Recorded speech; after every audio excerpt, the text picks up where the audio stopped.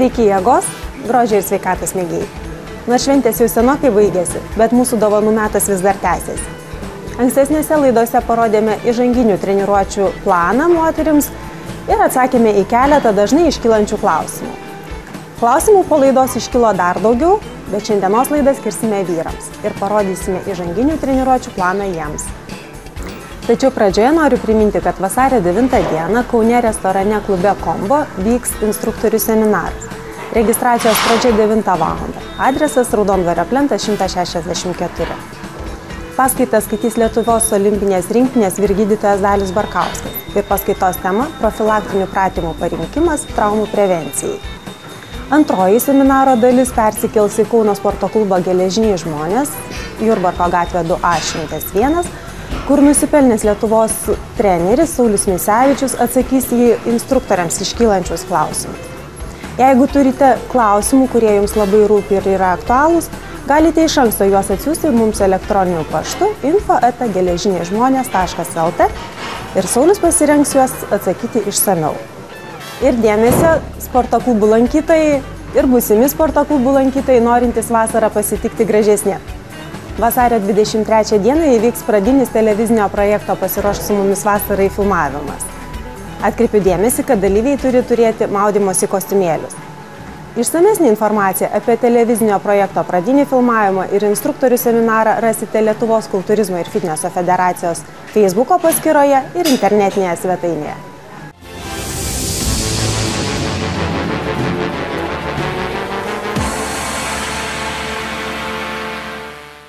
Nekartą tekę išgirsti, kad daugelį sporto klubų naujai atėję sportuoti žmonės negauna pakankamai instruktorių dėmesio ir metodinių žinių, kaip atlikti įžanginių treniruočių programas. Praėjusiose laidose padėjome moterims ir parodėme metodiką, kaip moteris turėtų atlikti įžanginės treniruotės, šiandien padėsime vyrams. Tikimės, kad ši metodinė dovana padės ne tik pradedantiems ar galvojantiems pradėti sportuoti, bet ir jau sportuojantiems žmonėms. Galėsite pagilinti savo žinias ir patobulinti įgūdžius. Taigi žodį perduodu Sauliui Misevičiui. Sveiki. Įžanginė programa vyrams tai yra pamatas, tai yra pagrindas tolimesnį jūsų veiklai. Galbūt tiem, kurie negalvoja būti sportininkais, tai nėra aktualu, tačiau aš pasakysiu, kas tai yra svarbu. Na, jeigu imti sportininkus kaip pavyzdį, tai buvo tokiu atveju, kad dauguma sportininkų padėjo blogus pagrindus, tai yra be metodinių žinių, be specialisto pagalbos, visą savo sportinę karjerą kovojo su trūkumais, kurie taip ir neįsprendė jų proporcijų klausimą.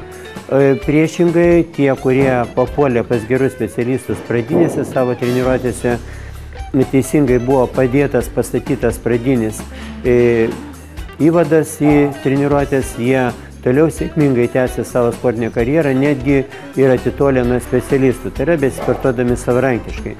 Taigi, sporte tai yra pagrindas. Pagrindas yra ir tiems, kurie sportuoja dėl savęs, tiems, kurie turi sveikatos problemų ir taip toliau. Įžanginė programa tai yra visų pradžia arba abėcėlė, na, sakykime, kalboje. Taigi, pirmas pratimas. Pirmą pratimą mes pasirinkom pastebimai blauzdai, vieną koją. Kodėl būtent nuo blauzdos? Pirma tai, kad blauzda visumoje tai yra raumuo, kuris beveik visada yra paruoštas. Tai yra mažiausia tikimybė gauti traumą. Antra, tai, kad tas raumuo visumoje labai yra jautrus. Tai yra duoda pojūtį raumens, kad aš turiu raumenį, turiu atskirą kūno detalę, kuri yra svarbi. Na ir trečioji priežastis, ko gero viena iš svarbiausių, tai yra tai, kad ne tik Lietuvoje, bet ir pasaulyje vyrai tampa vis labiau skystablauzdžiai.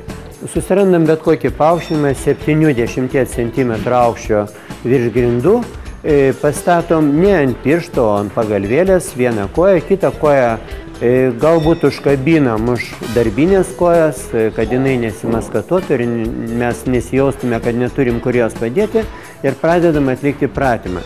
Stengiamės žemyn nusileisti kiek galima žemiau, lyg tai kulnų norėtume pasiekti grindis, o jeigu ir pasieksim, nieko blogo neįvyks, ir stiebėmės į viršų, iškvėpdami kiek galima aukščiau. Tai yra pakauščių bandydami pasiekti lubas. Ir tą pratimą atliekam kuo ilgesnė amplitudė. Kodėl labai svarbu atlikti būtent šį pratimą kuo ilgesnė amplitudė?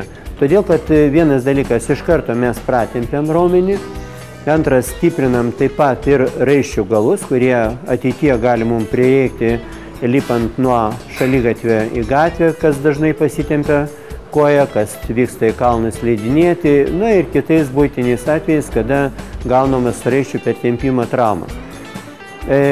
Nuo pėdos pastatymo, tai yra padėties kulno ir pirštų santykių, priklauso mūsų blauzdos forma. Tradiciškai įžanginiai programai mums reikėtų ją statyti tiesiai. Vėliau yra modifikacijos, kada kulnas pasukama šiek tiek į vidų arba labai švelniai į išorę. Tačiau mums pradžioj užtenka tiek, kad mes statom tiesiai. Pratimas yra kartojamas tol, kol blauzda atsisakys, tai yra taps nebeveiklia ir mes nebegalėsime tęsti pačią judesį. Po trumpos pertraukėlės mes statom kitą koją ir kitą koją atliekame viską tą patį, ką ir pradžioje. Pratimą kartojame 3-4 bandymus po maksimaliai pakartojimų. Vėliau, jeigu jūs pakartojimo skaičius viršys 20 ir daugiau, galima pasikabinti ir svorį. Laikyti svorį rankoje nėra pats geriausias stilius tokiu būdu, nes mes sukam stuburą, mes pradedam kreivoti ir rezultate negalim susikoncentruoti į labai tikslų blauzdos atlikimą. Antras pratimas, kuris yra be galo svarbus vyrams, tai yra mūsų pločio vystymai. Mūsų plotis priklauso nuo pačių pečių struktūros ir nuo šoninių menčių kraštų, kurie matomi tiek iš nugaros, tiek ir iš priekio. Pristraukimai yra, sakykime, vienas iš tobuliausių pratimų tai daryti. Jeigu jūsų svoris yra labai didelis ir jūs vis tik tai negalite jo atlikti būtent pristraukimų stiliuje, galima tą daryti su trosu, tačiau pristraukimai, kaip sakoma, yra geriau. Ką reikėtų daryti? Susirandam bet kokią atramą kojams. Kodėl ta atrama kojams yra reikalinga? Tam, kad mūsų korpusas išliktų statmenas po skersinių. Antra, mes švelniai galėtume sumažinti kūno svorį. Tačiau jokių būdų mes neturėtume spirtis į tą atramą arba nuo jos atitolti arba kelti dubenį į priekį. Korpusas turėtų judėti tiesiai į priekį. Kad apgautume peties snapinę ataugą, kada mes leidžiame žemyn, mūsų alkūnės turėtų švelniai judėti į priekį, na, o keliantis į viršų, jos pamažu alkūnės juda link nugaros pusės, tačiau guldyti alkūnių taip pat nėra gerai. Ir nesukelt pečių. Tai vėlgi labai svarbi sąvoka. Rankos pačio judesio metu mes turėtume ištiesti iki galo. Pratimą reikėtų atlikti 3-4 bandymus, maksimaliai kartojant kiek išeis. Tai yra sunkesnis žmogus greičiausiai, kad atliks mažiau, lengvesnis daugiau, tačiau tai visiškai nėra svarbu pradiniam, įžanginiam mūsų etapui. Kitas pratimas, kurį siūlyčiau tęsti mūsų įvadinę treniruotę, tai yra spaudimas gulint. Dauguma be abejo atėję nori tai daryti pradžioje, tačiau pratimas yra šiek tiek pavojingas. Kodėl? Jeigu mes nesam susikaupę, nesam paruošę gerai apšilę raumenų, imam pakankamai didelį svorį, o pečių raiščiai jie yra visumoje smulkus, todėl ten bet koks pasukimas, dėmesio nesukoncentravimas gali baigtis pečių traumom arba alkūnių traumom ir rezultate mes negalėsim tęsti treniruočio procesą. Susirandam suolelį, kuris, na, sakykime, leistų mum atsigulti lygiai. Atsigulam taip, kad akis būtų statmenai po štangą. Nugara neturėtų labai išsiriesti. Jeigu jums skauda nugarą arba jūs turite kitų sveikatos problemų, kojas reikėtų netgi užkelt ant pačio suolo arba šalia pastatyti kažkokį paaukštinimą, kur tos kojos galėtų būti aukščiau negu grindys, kad nugara praktiškai susilietų su suolelio plokštumą. Pradėdami atlikti pratimą pasikeliam štangą virš krūtinės. Štanga turi būti būtent virš tos kūno arba raumenų grupės, kurią mes treniruojam, ir vesdami alkūnės statmenai po štangą arba netgi švelniai pečių pusės link, leidžiam štangą į krūtinės centrą. Na, galima biškutį žemiau apatinės krūtinės dalies ir tą pratimą kartojam vėlgi 3-4 bandymus po 80 pakartojimų. Turėtume labai tiksliai jausti krūtinės raumens darbą ir jeigu po pirmo bandymo mes jaučiam pečius ir tricepsą, be abejo, jūs atlikot pratimą blogai. Tokiu būdu jūs tiesiog alkūnės nusileidę tuščią štangos gripą, nusileidę žemyn ant krūtinės galite susirasti tokią poziciją, kurioje būtent krūtinės raumeniui yra pati didžiausia įtampa.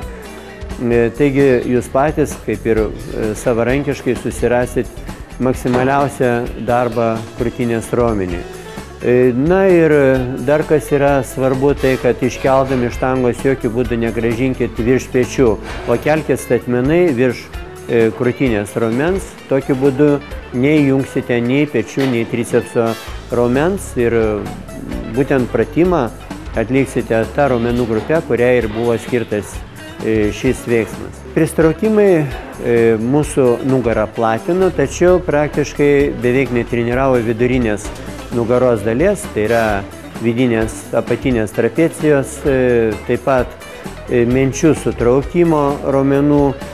Tam reikėtų skirti kitą pratimą.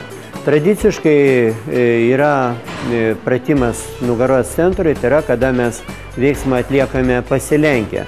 Taigi štangos traukimas pasilenkus yra vienas iš klasikinių arba, sakykime, pagrindinių pratimų vystyti nugaros centrą arba visą bendrą nugaros masę. Mes savo klube pasigaminom paaukštintus suoliukus, galima surasti kitą paaukštintą suolą arba sukelt du suolus vieną ant kito ir tokiu būdu tą pratimą atlikti gulint. Kągi vėl darom? Pasimam štangą į rankas, maždaug tame pačiame plotėje, kaip atlikom spaudimo veiksmą. Nespausdami pačios štangos, keliame alkūnės statmenai virš štangos į šalis, stengdamiesi sukelt alkūnės kiek įmanoma aukščiau ir sutraukti nugaros raumenis link centro. Jokių būdų nestatom tikslą, kad tai yra pagrindas su štanga pasiekti krūtinę arba pasiekti suoliuką. Mūsų judesys turėtų būti galvoje būtent taip. Aš turiu pakelt alkūnės ir sutraukti nugarą. Pratimą kartojam 3-4 priėjimus po 80 pakartojimų. Jeigu jums skauda nugarą, būtinai reikėtų tai daryti atsigulus. Sveiki gali visą tai atlikti ir pasilenkus. Ant suolo lipti pradžioje tikrai nereikia, pratimas atliekamas stovint ant grindų, pasilenkus ir pilvo sritį atrėmus į šlaunis, sėdinė šiek tiek pakėlus į viršų. Taigi, traukiant štangą, mes į save įkvėpiam, kadangi mūsų alkūnės ir rankos eina atgal, reiškia krūtinės ląsta keliasi į viršų, jinai plečiasi ir atitinkamai pagal tai turėtume mes ir kvėpuoti. Tai yra, kada šonkauliai plečiasi, plaučiai taip pat turėtų plėstis.